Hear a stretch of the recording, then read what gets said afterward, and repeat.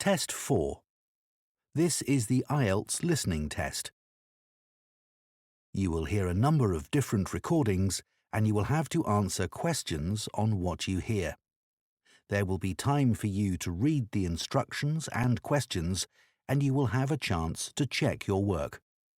All the recordings will be played once only. The test is in 4 parts.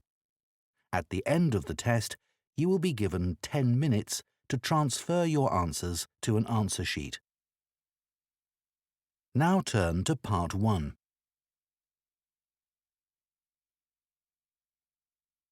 Part 1. You will hear a supervisor in a supermarket talking to a new worker on her first day. First, you have some time to look at questions 1 to 6.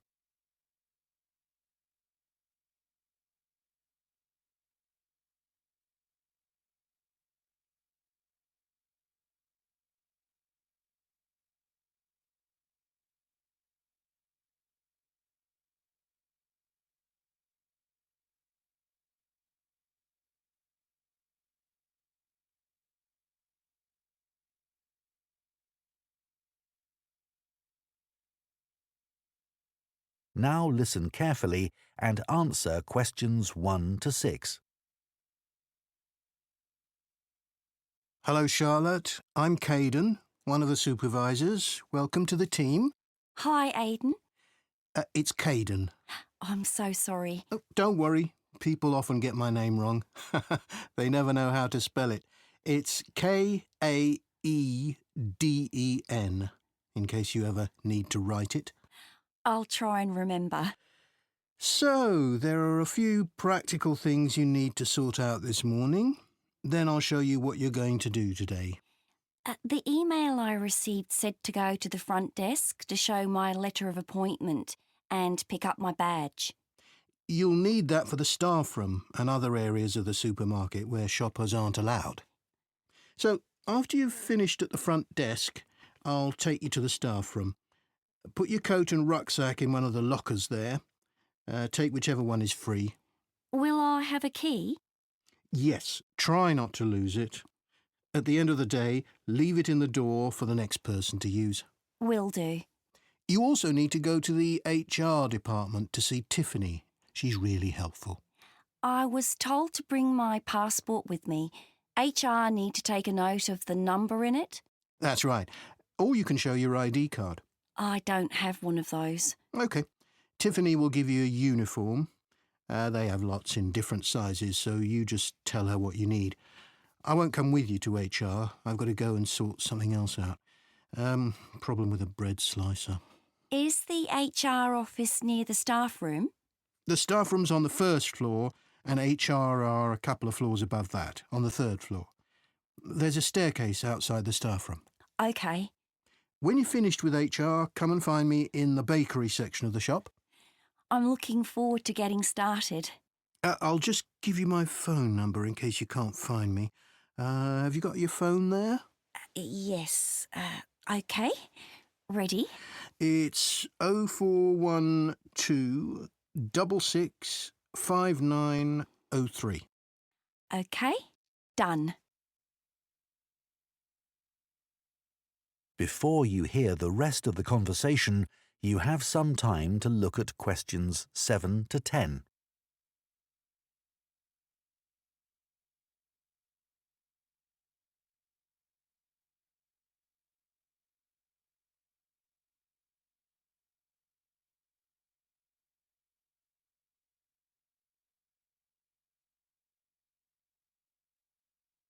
Now listen and answer questions 7 to 10. So, Charlotte, your tasks today are in the bakery section, on the sushi counter, and on the meat and fish counters. The first job is to check sell-by dates on the bread and cakes. If any of the dates are today's, put a new price label on the packaging. What if any of the labels are yesterday's dates or older? Do I throw those items away?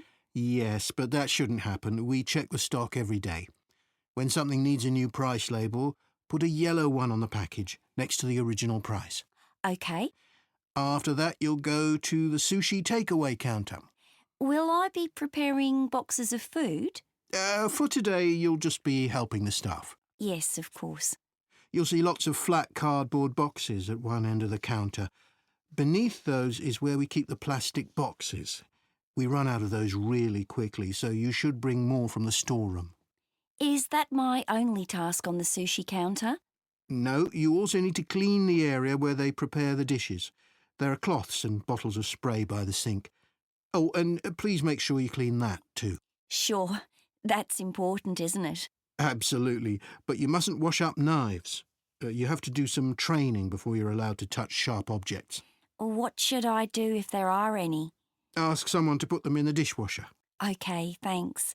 I don't want to get anything wrong. Don't worry, you'll be fine. And I'll be around to help. Right. Finally, the meat and fish counters. You need to clean the area where staff serve customers, including wiping the weighing scales. OK. Anything else? The fish is laid on ice, but when that starts to melt, you'll need to get more from the cold room. I know the staff on the food counters wear a hat. Will that be the same for me? You won't be serving customers directly, so no. But make sure you put on thermal gloves when you take anything out of the cold room. The temperature's low enough in there to get frostbite from touching things. Understood. That is the end of Part 1. You now have 1 minute to check your answers to Part 1. Part 2. You will hear a podcast by a running coach giving advice about taking up running and giving information about her club. First, you have some time to look at questions 11 to 14.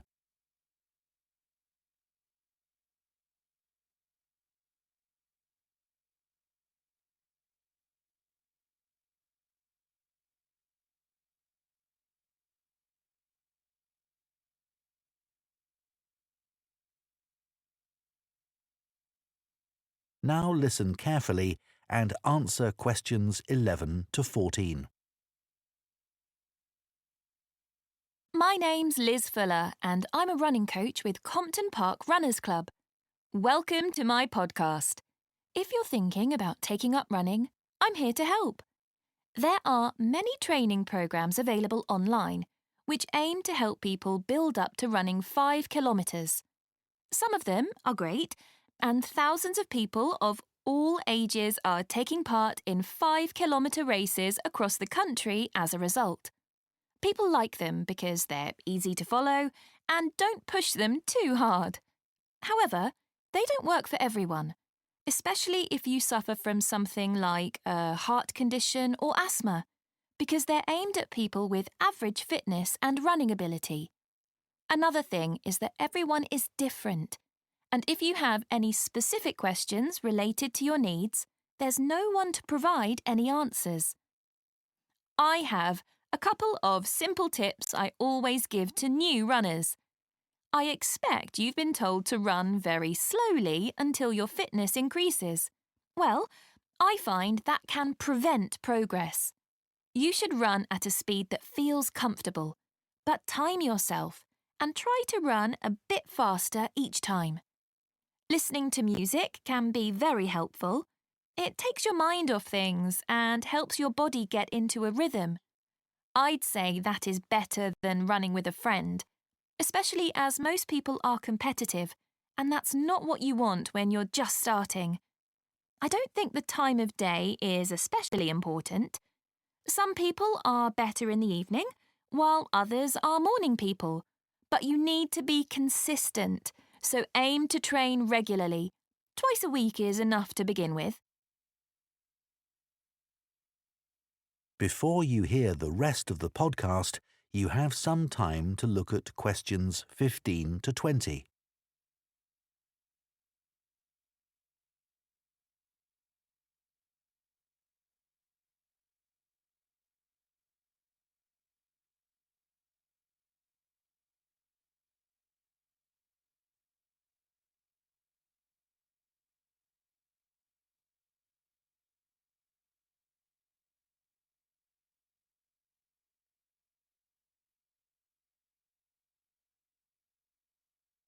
Now listen and answer questions 15 to 20. New members often say to me that they've been put off running either because they lack confidence, or they don't have time, or they think they dislike running. Kerry, for example, joined the club 2 years ago at the age of 40. She'd always enjoyed running at school, but wasn't sure if she'd be able to do it. She was worried about being left behind and being the slowest runner. But she says she was made to feel so welcome, she soon forgot all about that. James had always hated the idea of running, but a friend encouraged him to come along for a taster session, and he hasn't looked back. He never misses a training session, despite having a really demanding job. Leo was worried about having to commit himself to training sessions every week and wasn't sure he'd be able to fit training into his busy schedule. But after experiencing a lot of stress at work, he came along to us and gave it a go. Now he says he feels much more relaxed and he looks forward to his weekly run. Mark is quite typical of our new members. He's never considered himself to be a sporty person, and it was only when he retired that he decided to take up the challenge of trying to run 5 kilometres.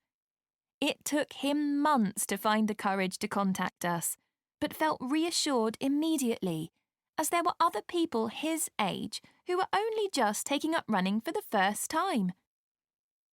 My own journey hasn't been easy. I did my first marathon when I was 37, after having had 2 kids. My husband had been running marathons for years, but I never dreamed I'd be doing one with him. I managed to complete it in 4 hours, but I felt like giving up halfway through. It was only the support of the spectators that kept me going. I do think signing up for a race of whatever length is motivating, whether it's 5k or 25k, because it's good to have something to work towards, and it gives you a sense of achievement. I did my first 10k after only 6 months, which was certainly very challenging and not something I'd necessarily recommend.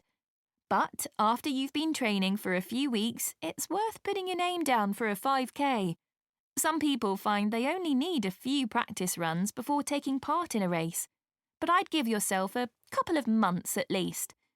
Well, I hope that's given you a really good idea of what... That is the end of Part 2. You now have 30 seconds to check your answers to Part 2.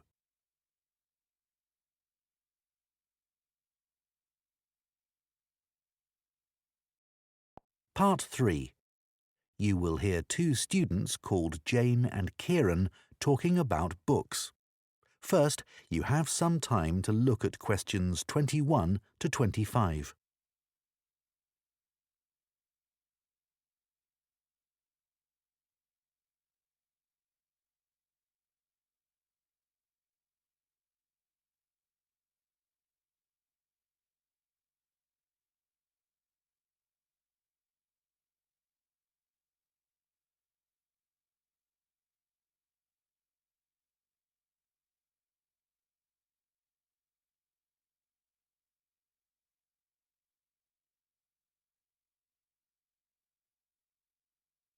Now listen carefully and answer questions 21 to 25. So, Jane, you'll be off to Denmark soon to do your work placement. Yes, I'm really looking forward to it.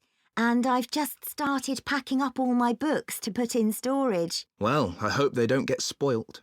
It's okay. My grandfather works in a bookshop, and he told me how to pack them. Oh, that's helpful. He says you have to support the spine, otherwise the paper can come away from the cover. Yeah, that's obvious. He also told me to pack them flat in the box, not on their side. Again, because they can bend, and if you leave them like that for, say, a year, it's quite hard to get them back to their normal shape. Well, it's pretty clear that ruins them. But a lot of people just can't be bothered to protect their books. He always says it's such a shame that publishers don't use better quality paper. It's the acid in the paper that causes the problem, isn't it? Yeah, that's why old books go yellow. You know, some of the books my grandfather's given me are like that already. Oh. I should dump them really if they're going to deteriorate further, but I'd feel bad. They'll always remind me of him. He's quite a collector, you know. Well, if they're important to you. Yeah, I'd regret just throwing them away. You know, maybe it's because I was taught to treasure books, but I hate seeing students force open the pages of paperbacks. They press so hard they end up breaking the spine. I know. But unfortunately, paperbacks aren't designed to last a long time, and people know that. Hardbacks aren't quite as weak. Yeah, they're different, I suppose. But I still don't think people value hardbacks like they used to.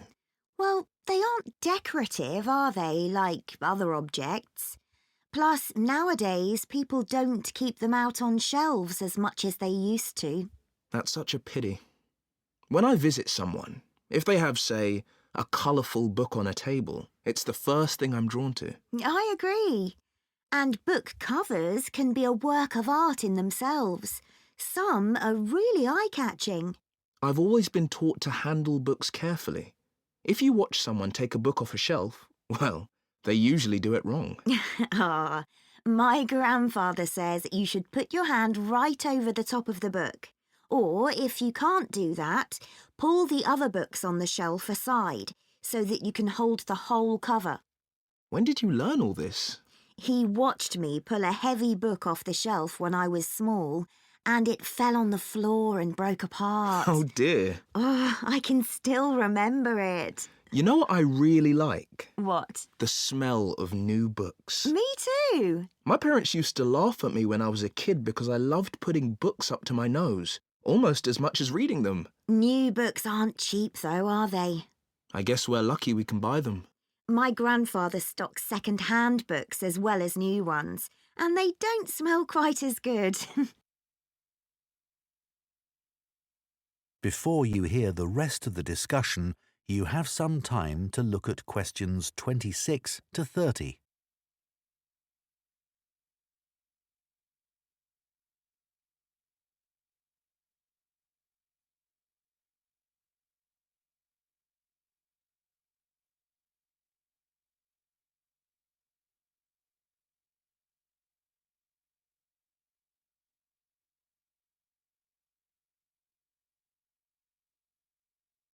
Now listen and answer questions 26 to 30. I'd love to have a bookshop like your grandfather. What's it like? Well, it's quite big. It's got 2 floors and an attic, and he stocks all kinds of books, really. I guess he treasures things like first editions and other rare books. Yeah, you might think he'd keep those in the attic or somewhere. So they'd be hidden. Yeah, but he likes people to know that he has them. So he puts them out in the shop, but makes sure you need a ladder to get them. Right, that would prevent any thefts. Uh-huh. Does he stock books for children? He does. He particularly likes to encourage kids to read. He always says that he used to sit under the stairs as a child with a pile of books and read them all. Is that where he keeps them then? Not exactly. He's got a dedicated area on the ground floor with cushions so that parents can enter with their toddlers, go there and spend some time reading to them. Oh, cool. And then there's a place for pushchairs by the front door and a cafe if anyone needs refreshments. That's good to know. As I said, it's a big shop and there's a storage area out the back as well. Oh, what does he keep there?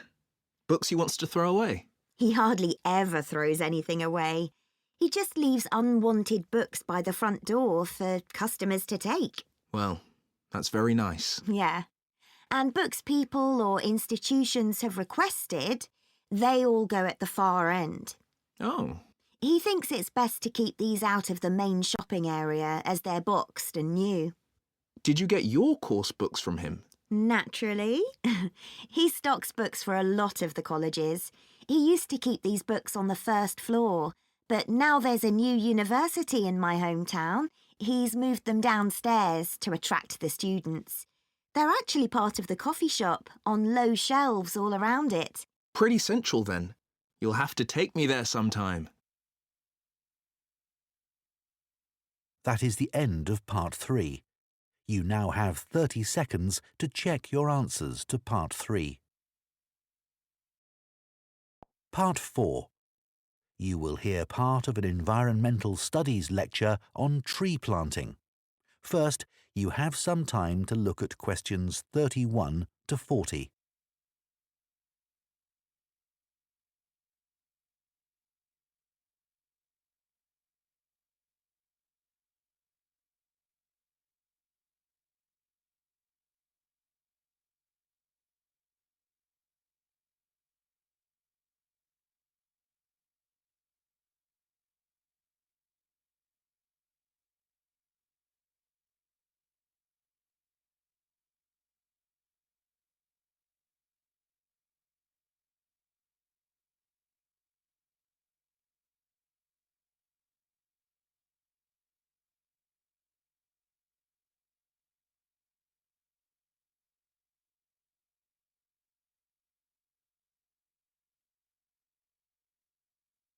Now listen carefully and answer questions 31 to 40. Tree planting now dominates political and popular agendas and is often presented as an easy answer to the climate crisis, as well as a way for business corporations to offset their carbon emissions. But unfortunately, tree planting isn't as straightforward as some people think. When the wrong trees are planted in the wrong place, it can do considerably more damage than good, failing to help either people or the environment. Reforestation projects are currently being undertaken on a huge scale in many countries, and it's crucial that the right trees are selected. A mix of species should always be planted, typical of the local natural forest ecosystem and including rare and endangered species, in order to create a rich ecosystem. It's important to avoid non-native species that could become invasive. Invasive species are a significant contributor to the current global biodiversity crisis and are often in competition with native species and may threaten their long-term survival.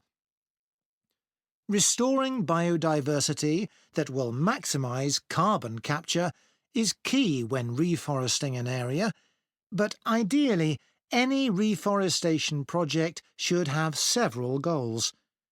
These could include selecting trees that can contribute to wildlife conservation, improve the availability of food for the local community, and maintain the stability of soil systems. Meeting as many of these goals as possible, whilst doing no harm to local communities, native ecosystems and vulnerable species, is the sign of a highly successful tree planting scheme. To ensure the survival and resilience of a planted forest, it's vital to use tree seeds with appropriate levels of genetic diversity, the amount of genetic variation found within a species essential for their survival. Using seeds with low genetic diversity generally lowers the resilience of restored forests, which can make them vulnerable to disease and unable to adapt to climate change. Choosing the right location for reforestation projects is as important as choosing the right trees. Ultimately, the best area for planting trees would be informally forested areas that are in poor condition. It's better to avoid non-forested landscapes, such as natural grasslands, savannas or wetlands, as these ecosystems already contribute greatly to capturing carbon. It would also be advantageous to choose an area where trees could provide other benefits, such as recreational spaces. Reforesting areas which are currently exploited for agriculture should be avoided, as this often leads to other areas being deforested.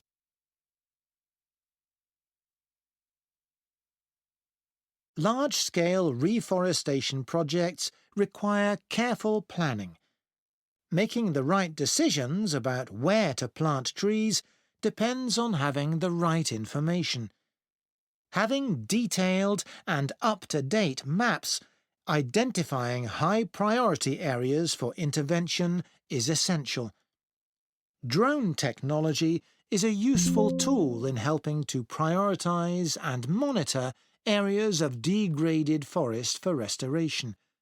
In Brazil, it's being used to identify and quantify how parts of the Amazon are being devastated by human activities, such as rearing cattle and illegal logging. A good example of where the right trees were picked to achieve a restored forest is in Lampang province in northern Thailand.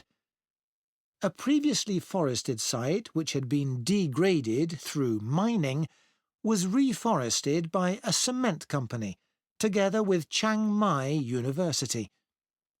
After spreading 60 centimetres of topsoil, they planted 14 different native tree species, which included several species of fig. Figs are a keystone species because of the critical role they play in maintaining wildlife populations. They are central to tropical reforestation projects as they accelerate the speed of the recovery process by attracting animals and birds which act as natural seed dispersers. This helps to promote diversity through the healthy regrowth of a wide range of plant species. Unlike the majority of fruit trees, figs bear fruit all year round, providing a reliable food source for many species. At this site, for example, after only 3 rainy seasons, monkeys started visiting to eat the fig fruits, naturally dispersing seeds through defecation. Reforestation projects should always aim to make sure that local communities are consulted and involved in the decision-making process. The restoration of mangrove forests in Madagascar is an example of a project which has succeeded in creating real benefits for the community. Destruction of the mangrove forests had a terrible impact on plant and animal life, and also badly affected the fishing industry, which was a major source of employment for local people living in coastal areas. The reforestation project involved hiring local people to plant and care for the new mangrove trees. Millions of mangrove trees have now been planted, which has resulted in the return of a healthy aquatic ecosystem. The mangroves also act as a defence against the increased threat of flooding caused by climate change. What's more, the local economy is more stable, and thousands more Madagascans are now able to send their children to school. One other important point to consider. That is the end of Part 4. You now have 1 minute to check your answers to Part 4.